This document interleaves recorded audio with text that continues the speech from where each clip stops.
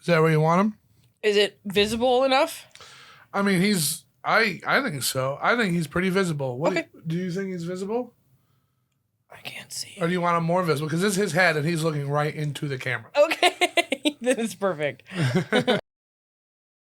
Ah, yes, come in. Our featured presentation is about to start. You have entered into cult cinema with the dastardly evil CheeseFilm and my partner in crime, Hecubus. This is the Grindhouse Podcast. We're coming to get you, Barbara. Welcome back to the Grindhouse Podcast. I'm not the host. He's over here. I'm the host. I'm another guest speaker, and I'm here for my third time. Yeah, she's a recurring guest speaker. I need a name. Do you? You want a name? I'll get there. I'll get there. You kind of got a name. I have my Xbox gamer tag, but that's it. You know. Yeah, find her on Xbox. Don't. So today we're going to be talking about Nosferatu. What? I dressed for the occasion. Oh, so you want to talk about a film with class, do you?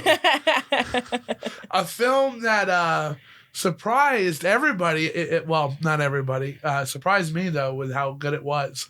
We're going to be talking about Sonic 3. And I guess how the franchise has affected gaming and that was things just like me giving an excuse to do it. Oh, well, we're going to do it regardless. Though. It is true, though. This is your camera, though, over here, the Black Magic. This one right here, yeah. Yeah. So I know it's going to be a little difficult. Oh, I keep looking at you. You do keep looking at me. My dad did that, too. All right, I mean, Hecubus did that, too. Okay. We're not related. Look at this camera. Yeah. Look directly at it or, look past it? That's up to you. Okay. If you look directly into it like this, you're talking right into the camera, and people can tell that you're looking right at the viewer himself. But if you want a little hint, you look right above it. So this one has the word Canon above it. So I'm looking at that. I bet you it looks like I'm looking right at you. All right. But on your camera, I'm going to look at the silver bar, I guess. Yeah. All right. Cool. But anyway, welcome back to the Grindhouse Podcast. I am CheeseFilm. Join with me is my beautiful fiance. That's me. Maybe Courtney French. She wanted to do a good, fun movie this time instead of boring black and white film noirs. Okay, look. Nothing against black and white film noirs, just not quite my cup of tea, if you haven't figured that out based on just my personality at this point. Well, so what is your cup of tea then? Well, I have a lot of cups of tea, but today's cup of tea is definitely... The Boy. And Sonic the Hedgehog 3, a.k.a. the Shadow the Hedgehog movie. We should probably just talk about all three of them because without the context of the other two movies, the impact of why this one hits so hard, I don't think is as prevalent. I can agree with that. I think that the first one did a really good job at introducing the characters and building the world. The second one introduced more characters and fleshed out the storyline a little bit better, as well as getting the main trio together. And then the third one introduced the beloved character that everybody was ready as heck to see on the big screen. Shadow, it's me. But yeah, you're absolutely right. So in the first one, we have just a very basic, run-of-the-mill story about a family, really. Yeah, Sonic coming to Earth and then kind of finding his place in the world while simultaneously kind of discovering the villain that he constantly fights. And I like how they set up Eggman. I like it a lot. I think Eggman being just kind of a normal guy, a dork, is brilliant. And then they gave him a backstory that turned him kind of evil and crazy. And I think that kind of worked really well because I do too. Like you said, he wasn't just born weird and crazy. He became weird and crazy. And of course Jim Carrey does an excellent job of making him weird and crazy. Well, we first see him, and he's kind of already odd, and he's a loner. He was an orphan who didn't have anybody who raised him, nobody to love him, nothing. He's literally alone, and you can tell he's so alone because of just his particularities. Like he's very who's in charge here?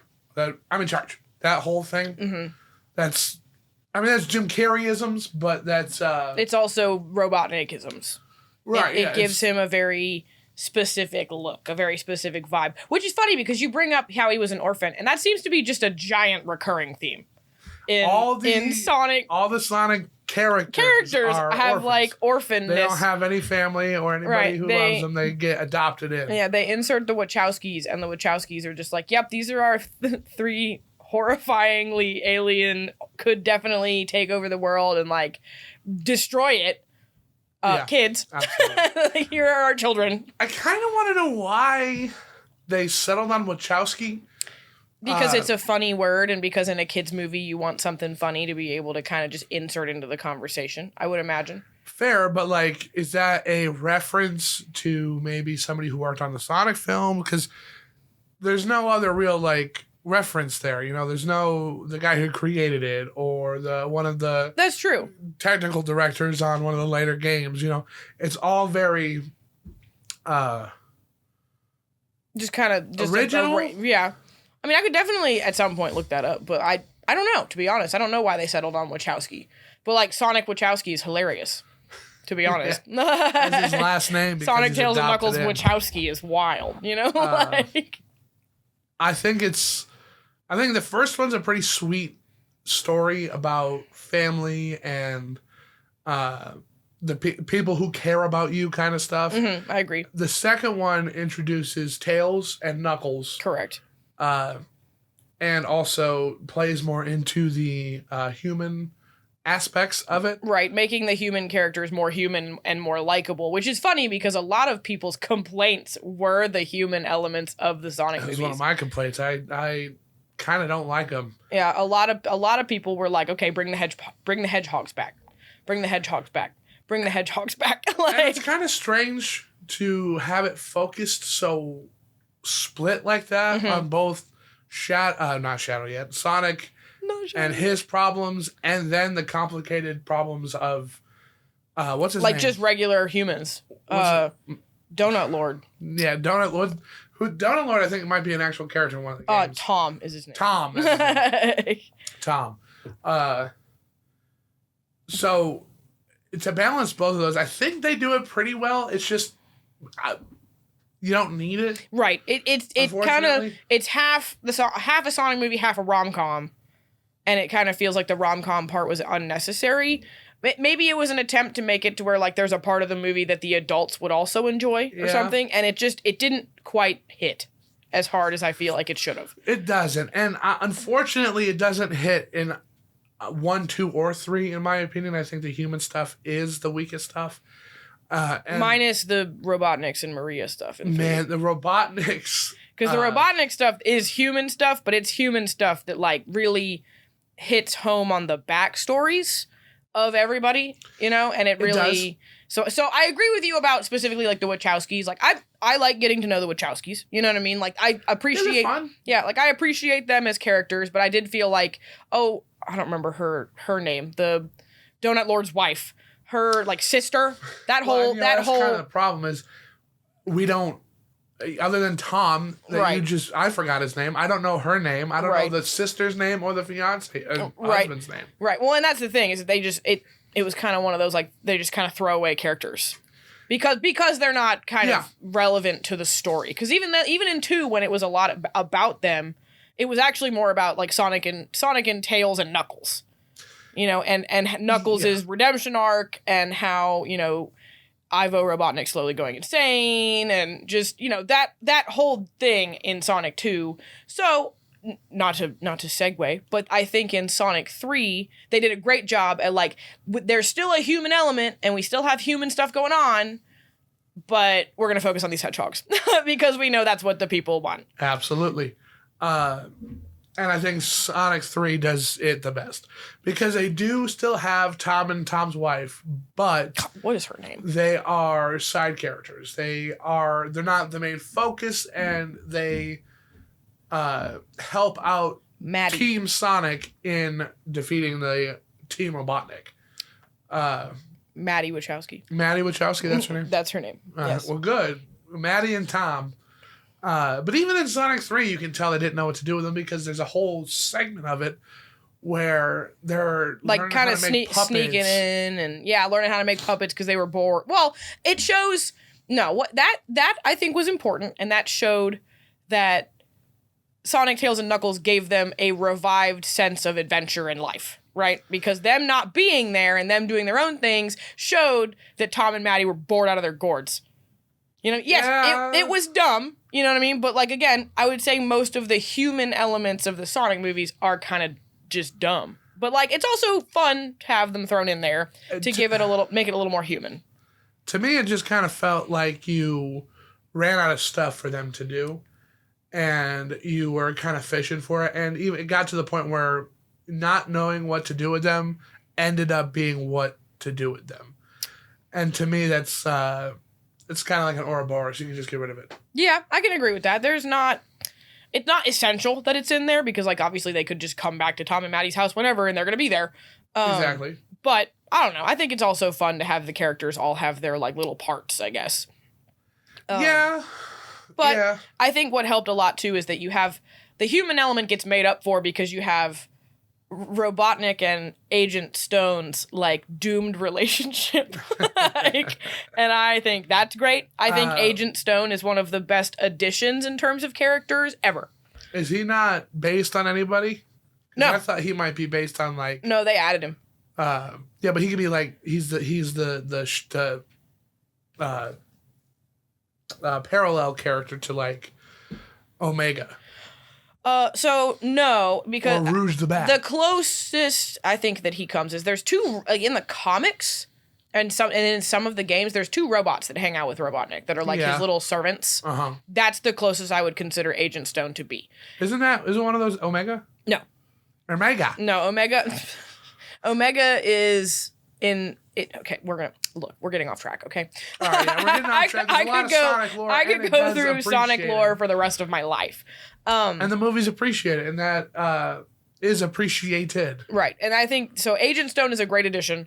I also think that he kind of matches Dr. Robotnik's crazy. Yeah. As well as giving it sort of giving it a team setup, because the way that it's sort of set up is Sonic, Tails, Knuckles, and then in the beginning of Sonic 3, it's Robotnik, Stone, Shadow, or Robotnik, Stone, Gerald, or something like that. So it gives it kind of like a team setup, right? Yeah. And so I think Agent Stone's a great character. He's hilarious. He kind of definitely accents the situation, and so they truly took everything that they had learned from the first movie and the second movie, and were like, all right, we're gonna make it awesome in the third movie. They do. So the movie is better, and you have better characterizations of people like Eggman, Sonic himself, Tails. I'm still iffy on Knuckles because I don't know why they turned him into a giant idiot. And then Shadow, of course, is pretty spot on from what I can tell. Right. I am in the unique boat where I did not grow up with anything to do with Sonic, really. I had Sonic X for a little bit and always wanted to watch Sonic Underground, but we never played anything past the Genesis games. And even those, we had the ports on the Wii, like never even had a Sonic Sega Genesis. Right. So I'm pretty new to a lot of the lore, where you have been. I've been a long time fan. I played Sonic the Hedgehog all the way up to. I've played every single one, good and bad, just about. I even played the Sonic the Hedgehog game that came out in 2006. Yeah, the one they call Sonic 06. Awful. I had that game, and I thought it was absolutely hard and impossible to beat. It's a terrible game. It's just a bad game. As buggy as all get out. Yeah, I've seen other people try to play it. Miserable like game. A fight with Silver the Hedgehog. Yes. And you literally can't do anything. No, he one-shots you. Absolutely miserable game. But anyway, I have been a big fan since Sonic Adventure 2 Battle, which has been, like, that is my childhood in a game. And so that's why I have an unhealthy obsession with Shadow the Hedgehog as a character. I don't think it's unhealthy. I love it. I mean, I don't... Okay. I'm the one who got you both that shirt and that stuffed animal. That's true. But that's... and I think Sonic 3 does a really good job at kind of adhering to both new stuff as well as the game itself. Like, they include a lot of Easter eggs and references to different games. They include a lot of... like almost parallels to the game itself, and I think honestly they did an excellent job. Kudos to Keanu Reeves for taking on the role that everyone was nervous that he was going to take on. Yeah, and absolutely blowing it out of the water, because like Shadow's always had very specific voices from very specific voice actors, so I know that it was probably a really scary role. What Schwartz, are you talking about? Ben Schwartz is Sonic the Hedgehog. Like, he sounds like exactly like what I would imagine Sonic sounding like. See, I don't. You don't like Ben Schwartz as Sonic? So I met Ben Schwartz on Parks and Rec. So I can only hear what's the character's name? Can you look that up real quick? Why? Because he loves that character, and he has tried to bring things from that character into Sonic. And sometimes I get through, sometimes I don't. I know he does the sing in both of them, and that's Jean-Ralphio. Jean-Ralphio, yeah, Jean-Ralphio. He loves Jean-Ralphio, and I can't not hear Jean-Ralphio. Okay, that's fair. So I've not seen Parks and Rec. If you like him as Sonic the Hedgehog, he's obnoxious. As Jean-Ralphio is made to be obnoxious. To be fair, you probably like him in that. The original Sonic voice actor, or not the original one, but the guy who does it nowadays, like from the Twitter takeover and things like that, wonderful actor. See, that's my Sonic. I say, if I had to pick between the two of them, I would definitely pick the Sonic Boom voice actor. But I think Ben Schwartz does a good job at it, and he's a longtime fan, so I can't help but be like, okay, yeah, all right, like that's fair, you know? Yeah, and the Sonic Boom guy, he is Roger Craig Smith. I'm gonna pull him up real quick because he does another voice that I didn't realize was him. In the Arkham games. Oh. Yeah. So we're actually currently playing Arkham Origins right now. He's Batman. Is he really? Yeah, I didn't know that. He voices Batman, and that's pretty cool. Troy Baker voices Joker. Okay. And I think they do a great job, especially, heralding in the roles of Kevin Conroy and Mark Hamill. Right. Which are some scarily big names. Huge names. Absolutely. It's the definitive Batman and Joker. Right.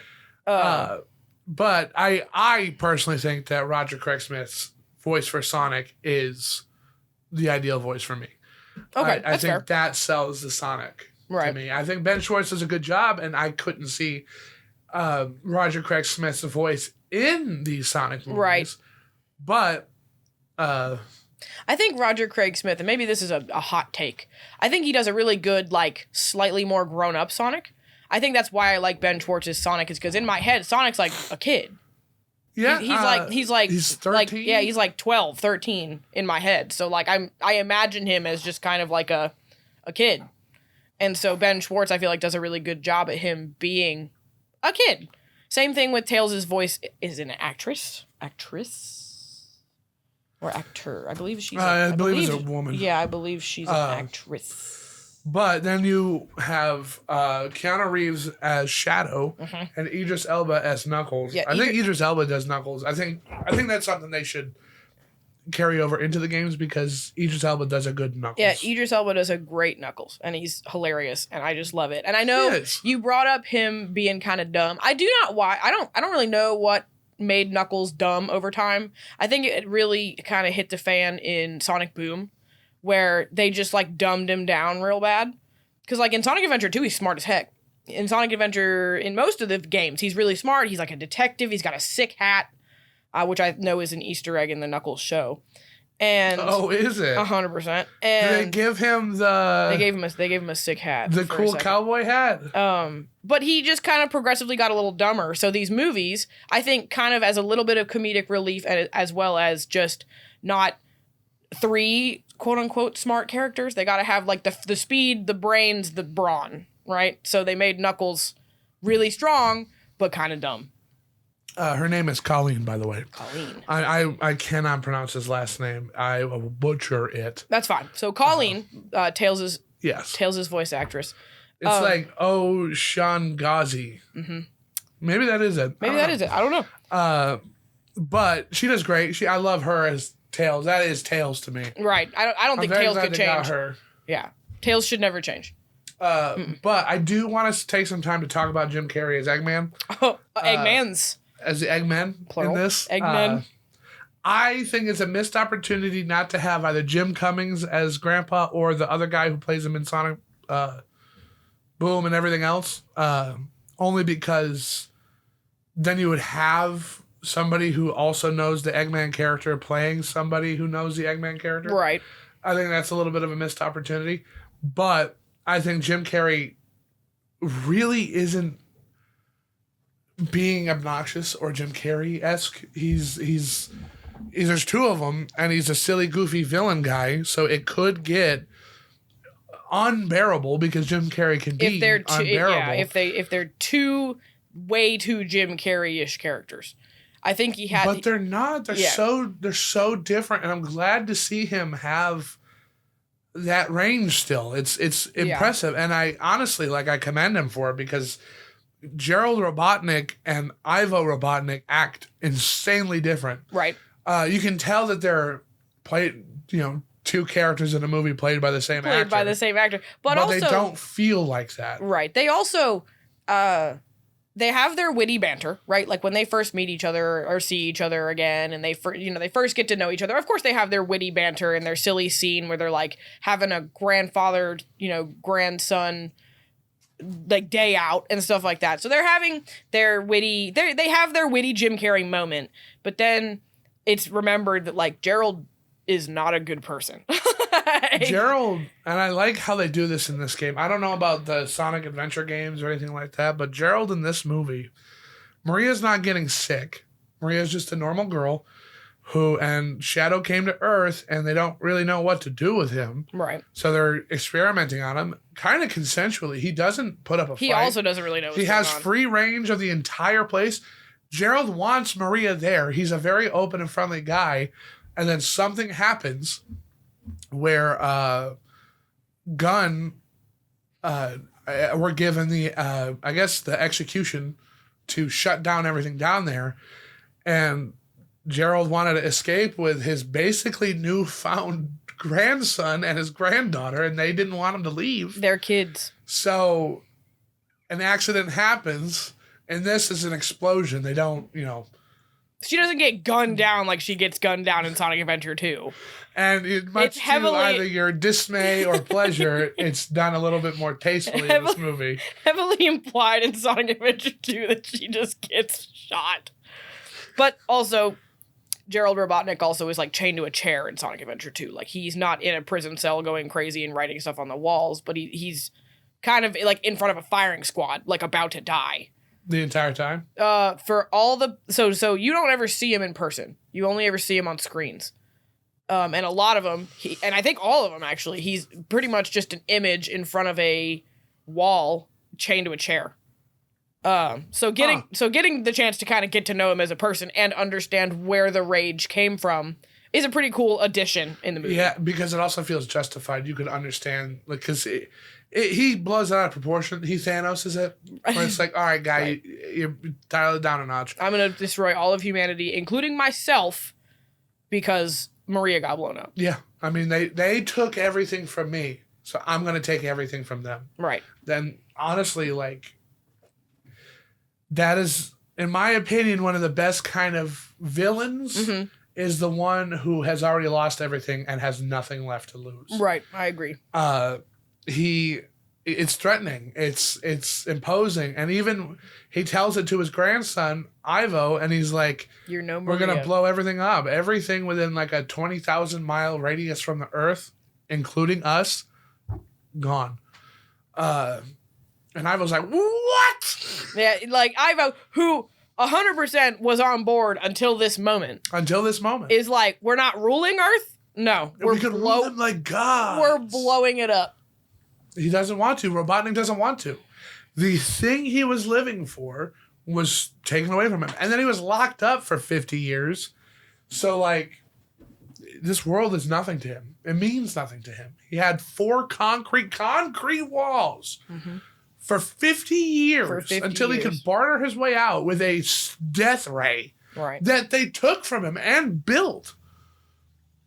I think that's great. I think that is the best way to do a villain because it really is just like, I miss my wife tales. There's no coming back from it. Now, they did the same thing with Shadow in a slightly, I would say, slightly more tragic fashion because he didn't have anybody.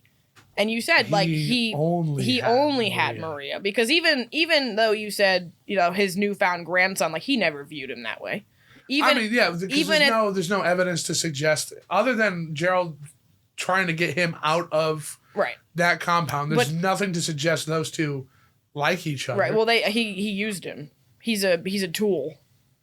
You know, like he's always been a tool. But if he viewed himself as a tool, then he would have. He didn't view himself as a tool. Stopped anything. No. Okay, let me rephrase. He got enough affection from Gerald Robotnik to Shadow is under the impression that he is a grandson or a useful he's part of the being team. Useful and being part of the team. Whereas everybody up to this point, pretty much with the exception of Maria and I guess Sonic, when you get to when you kind of cut it down, used him as a tool. He's nothing but a tool. And maybe Agent Stone. Agent Stone and Shadow made guac. So that's, but also Agent Stone's also a very caring individual. Nice affection.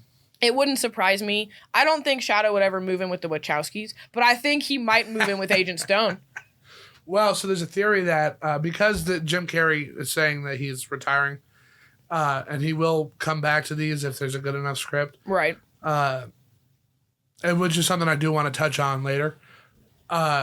Wachowski might become the more lore accurate Eggman. Not Wachowski. Robotnik. No, Robotnik's buddy. Oh, Stone. Stone. I was like, Wachowski. Becomes the guy creating Metal Sonic, creating... Got it. All of the robots. And he takes over the mantle more accurate to what Robotnik is. And he calls himself Eggman instead of Robotnik. It's possible. I have a headcanon that he Stone and Shadow become like little anti-heroes where they are good but Stone not is Big the Cat. Yeah, or like something like that where they live together because they're both still mourning like their own losses. So they Maria find Carpenter. They find solace in each other. Probably not, but that is I can't help but be like, that's a perfect headcanon. It is a perfect headcanon, and I do enjoy that headcanon because it's nice. It's a nice little thing because he loses the one person he loves too. Right. There's a lot of shared grief in this movie. A lot of I know what you're going through, so I'm going to hold your hand while you're going through it kind of feeling in this movie. And I think it works really well because in order to get through to Shadow that it's not about who you are, it's about what you do that defines you, essentially. Right. Once he finally gets through to him, it takes a different, more exciting approach to brotherhood. Right. Where, the last time I looked at these stars, I was with Maria. Mm-hmm. And the brotherhood really gets accented with one of the best Easter eggs in a movie in a really, really long time. Well, but hang on before we get to that, because Maria tells Shadow the same thing Donut Lord tells Sonic. It's about your heart. So long as you've got a good heart, you're a content good of your character. So they have something to relate to there. And in doing that, they have this kinship, they have this brothership. So, which would initiate, go for it, babe.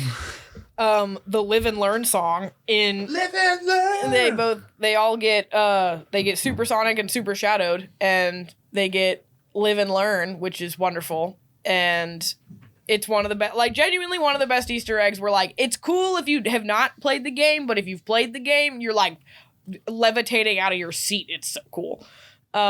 Because you get, exactly what you want, right? You get both of the supersonic and super shadow, and you get like a cool fight scene to the music that you remember from your childhood.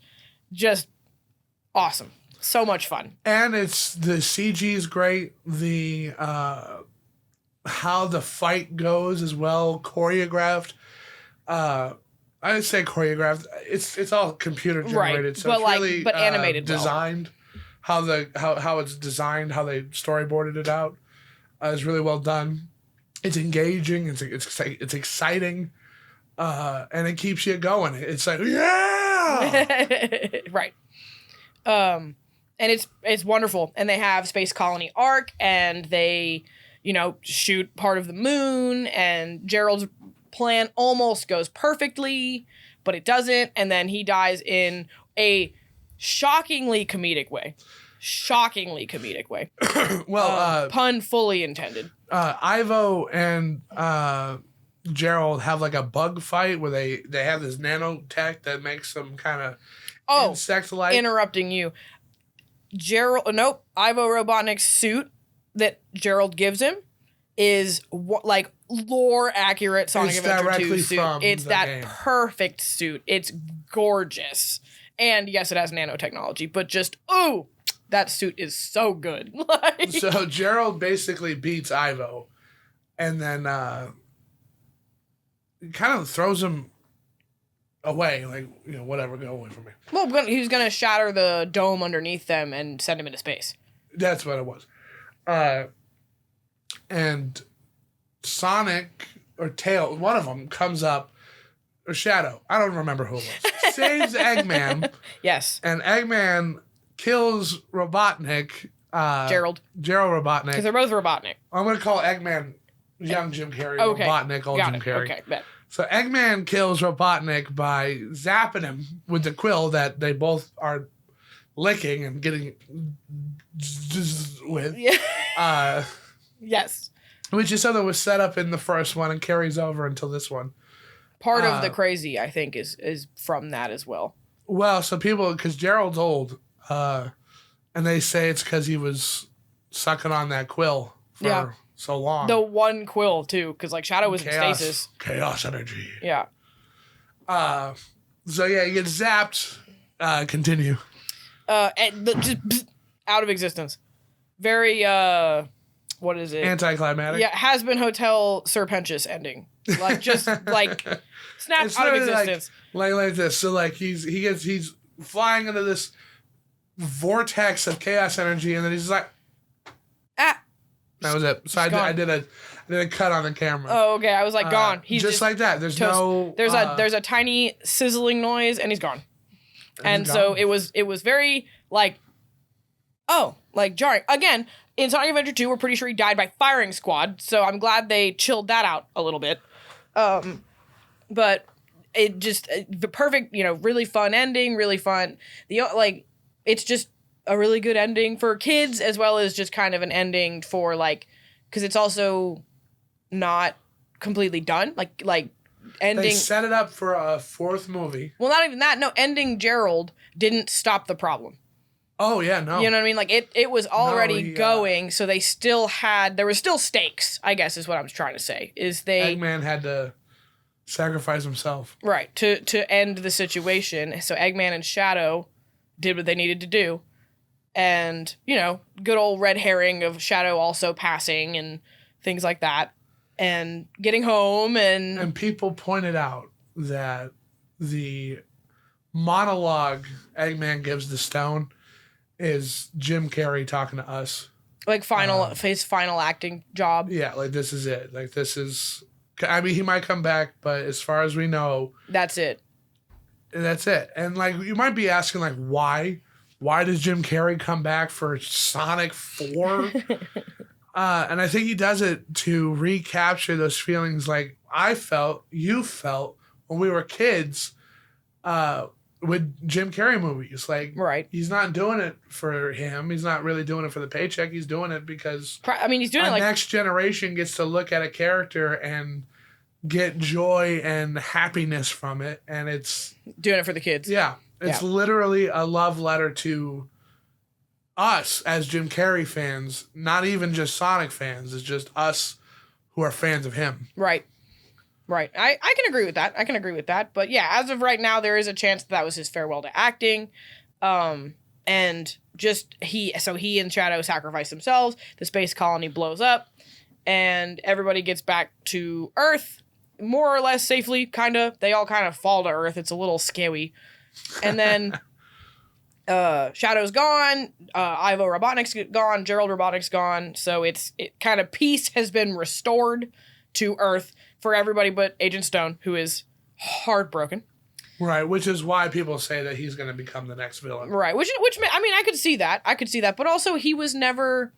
The only reason I can say that I don't agree with that is just because he was never like the super smart one, right? So how is he going to build an entire android Sonic? I think he's insanely smart. I think he's really smart, but he's not like Ivo Robotnik. I think he's might be the one actually doing a lot of the building. You think? But that might explain where people like Omega and those two other droids come from, because he makes an AI, and the AI is not very good. Right. And it's just kind of goofy. So like Eggman did it, why can't I? Right. Kind of thing. So it's very possible. That might be where they go with it. It's very possible, but that brings us to, everybody's okay. The Wachowskis are good to go. They have their little moment. Sonic's grown, since the beginning of the movie where he was told, like, it's the content of your heart. He had his little content of his heart moment, and, everything kind of went. They tied it up with a little bow. And then, of course, the after credits scenes rolled around. Down. And they, of course, because that's how this has worked so far, is they introduce new characters at the very, very end of the movie. Who the next movie is going to kind of have a big role in? So, like, at the end of the first one, we got Tails. At the end of the second one, we got Shadow. At the end of the third one, we get Amy and Metal Sonic. Yeah. So Metal Sonic is one of the adversaries, right? So in Sonic lore, from what I know, I could be wrong, but so like every Sonic adversary up to this point, so like Robotnik, Shadow, everybody up to this point in this situation is somebody who, like, in a dire need will work with Sonic if he needs to, right? So like they work together to make sure that the arc didn't blow up. They work together to make sure that everything, they do what they need to do to work together, right? Metal Sonic will not ever. Metal Sonic hates Sonic. Like, Metal Sonic is the most hateful person, android, in all of Sonic lore. So, like, even though Shadow, like, doesn't really like Sonic, like, they work together when they need to. He's very anti-hero-y. Metal Sonic's literally just hateful. Just a hateful guy. So that's the best part about all this, is that, like, there is no, like, humanity in there. So he's just gonna be a bad guy forever. And I kind of love that. I also think they did Amy beautifully. Amy looks she great. looks great. I hope they pick a good voice actress for her. I hope that they don't go. I'm not saying Keanu Reeves did bad, but I am a little nervous about the celebrity route. I didn't care route. for Keanu Reeves. It might be blasphemous, but I did not care for Keanu Reeves as Shadow. Well, again, I know that you and I had our headcanon for who we wanted to be Shadow. Well, it just sounded like Keanu Reeves to me. Keanu Reeves is not a voice actor. And he really kind of borders on not being a good actor. He's a great action star, but he doesn't act. He's just kind of doing. So when you've got, just like, yeah, it's me, Shadow the Hedgehog. I don't like it. I didn't really like him. So we're going to have to agree to disagree there, because that was wild. That hot take was spicy. Well, I mean, like, yeah, you liked him, and I'm over here thinking he was like, yeah, Sonic, we're going to do this today. We're going to do it with the power of friendship. I'm not even talking about as Shadow. I'm talking about as an actor. Don't blaspheme Keanu Reeves like that. Give me one good movie that he acted in. The Matrix.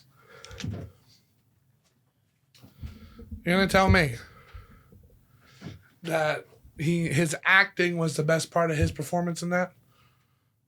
All right, so here's the deal. Yeah, we're gonna he does really cool martial arts and cool stunts. No, we ain't having this conversation right now. This is not the content of this podcast.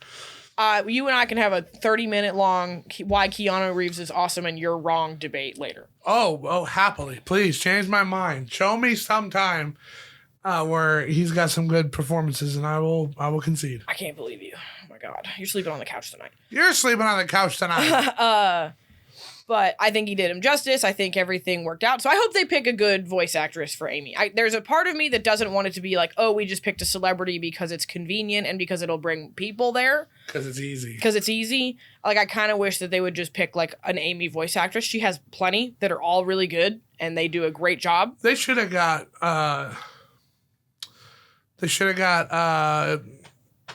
Adam Driver to be Shadow. I'm going back to Amy. Stop bringing this up. God. So, but anyway, I hope they do a good job at picking her voice actress, and that it's not just like, oh, we picked Scarlett Johansson because it's convenient. Yeah. Type of deal. Yeah, because I hope. Because she has a very specific voice. She has a very specific way of talking, and I want them to do her justice. But she looks great. Metal Sonic looks beautiful. He looks exactly like what I was hoping he would look like. And then, of course, the second after credits scene where Shadow is very much alive and fine. Bam, bam, bam, bam. Picked up his ring weight and went on his merry way. He takes those off. What is that? I thought there was a base of his gloves. No, I think they're weights. Turns out they're just weights. Yeah, I think they're weights. So, first impressions. What were your first impressions after getting out of the theater? So I had two. And this is just as a longtime Sonic fan, there was one thing I struggled with the movie. The rest of the movie, perfect. Easter eggs, everything I could have ever wanted. Shadow on the big screen, a peak cinema, right? There was one issue. Martin Scorsese. There's one issue I ran into, and that was only that I do kind of feel like they took the plot of Sonic 2 and Sonic 3 and made them too similar. So, like, one of the biggest plots in Sonic 2 was, like, convincing Knuckles that he didn't have to be a bad guy because he was angry, right? Yeah, like, they do that all over again. They do it all over again. They convince Shadow, oh, hey, you need to not be a bad guy because you're angry. And it just kind of felt like it was just kind of a reskinning of Sonic 2 in that regard. They could have done something differently with Knuckles. They could have done something a little bit differently with Shadow. They could have even made it to where, like, Shadow and Sonic still freaking hate each other. Or something, but they work together, but it just felt like that was the one complaint I had, was they took the plot of Sonic 2, which was like Sonic and Tails convincing Knuckles that Knuckles didn't have to be a bad guy, and they did the same thing with Shadow. The same! And so, other than that one little reskin of that subplot point, everything else was perfect, because I loved Jim Carrey as both Robotniks. I loved all the Easter eggs. I loved the absolute breakdown dance scene in the middle of the entire thing where they got lasers all over them. Like that, like everything was so perfectly, like there's a serious bit, funny bit, serious bit, funny bit. Like they paced it perfectly. And I think it was really good. I appreciated the background of Shadow and Maria and all of the cool like flashbacks and getting to know Maria as a person, because a lot of Sonic Adventure 2, you get one scene with Maria, and that's pretty much like it. So it's kind of tough to sympathize that she's gone, right? So it gets kind of tough to sympathize with Shadow.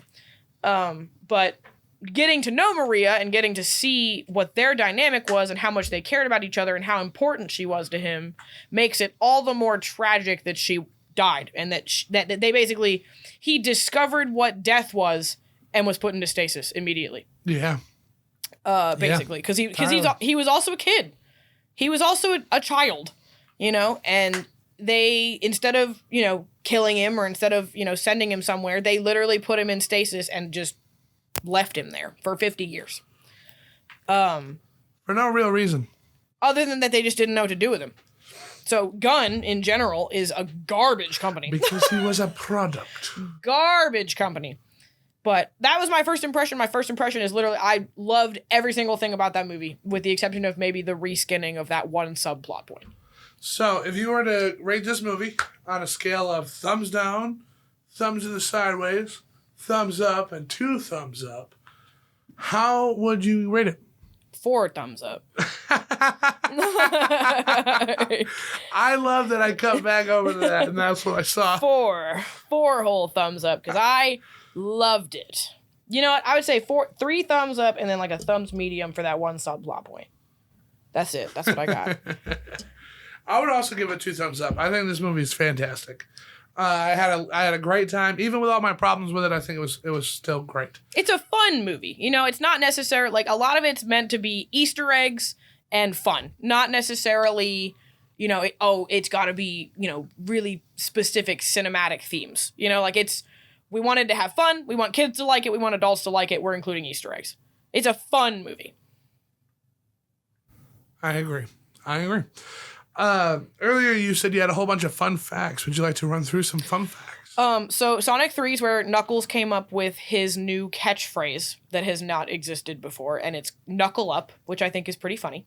And I think he says it as he's jumping off of the London, as he's jumping off of Big Ben. I could be wrong, but that's where his catchphrase has officially started from. It took them... His catchphrase started in the 3rd movie and has not been... He gets a catchphrase in the movie, yes. That's not a catchphrase. He says it one time. He might say it more than once. I don't know.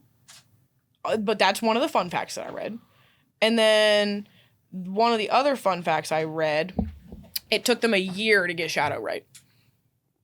It took, they went through so many design changes to make sure that he not only fit the theme of the movie or fit the theme of himself, but also to fit into the style of the movie. And they fashioned his hair off of panther hair. Interesting. And I know that they obviously did some re-editing on him, because if you go back to Sonic 2's post-credit scene and you look at Shadow there, he doesn't look the same as he does in this movie. Right. He's smaller. He has a smaller head. You can tell it's just not the same. Right. design. And his eyes were red and now they're yellows. Like there's a lot of changes that they made to him because they were like, oh, we got to make sure that this works. Like we got to make sure that people like this guy. And listen, it does. Even though I said Keanu Reeves, all that stuff about Keanu Reeves, he does a great job. He does a fantastic job. I think my personal feelings aside, objectively, he does great. And yeah, I go ahead and go out there and watch it. I think it's coming to streaming soon. I've got Paramount Plus, probably on there, but I'll be buying it physically because I want to own things. I also need it. So. And we have collection, as you can see.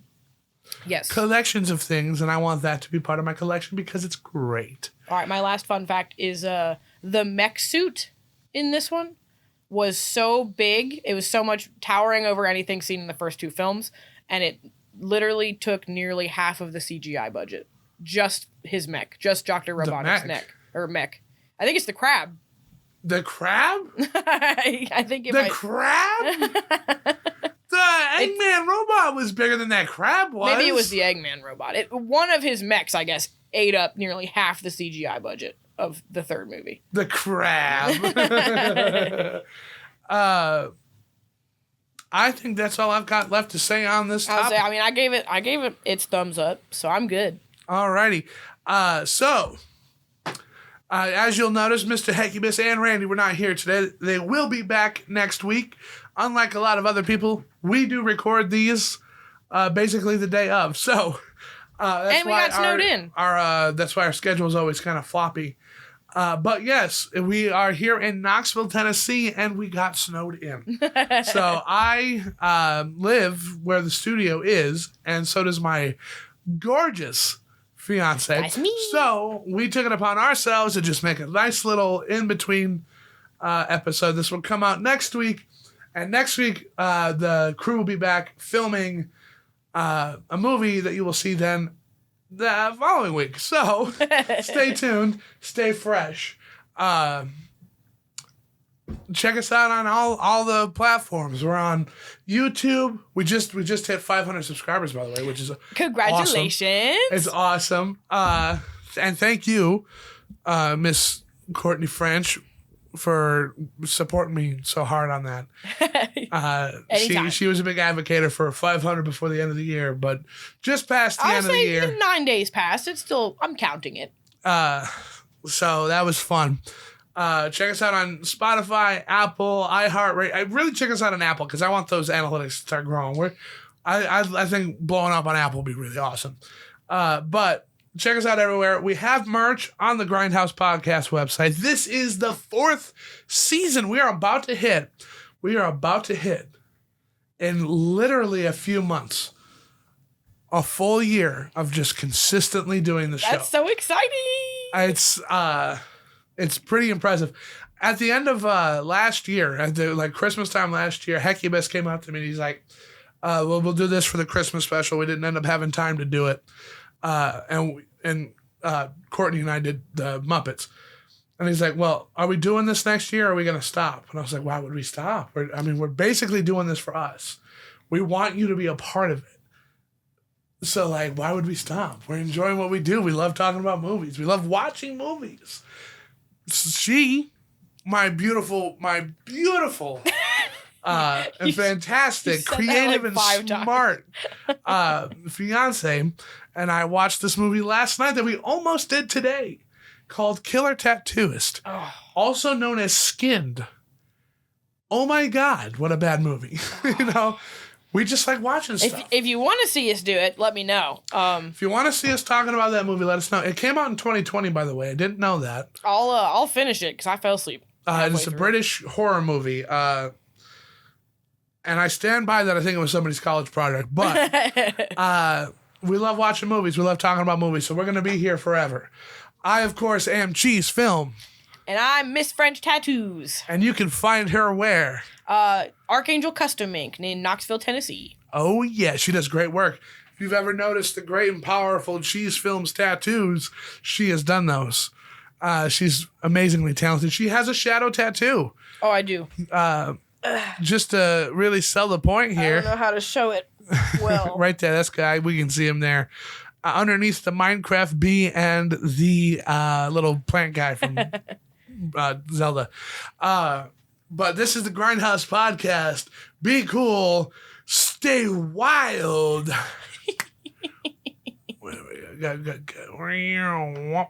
And I'll see you on the next adventure. Coyote Peterson. I really like him, but CheeseFilm out. Bye. Bye-bye, everybody. It has been fun. It has been fun. It has been fun.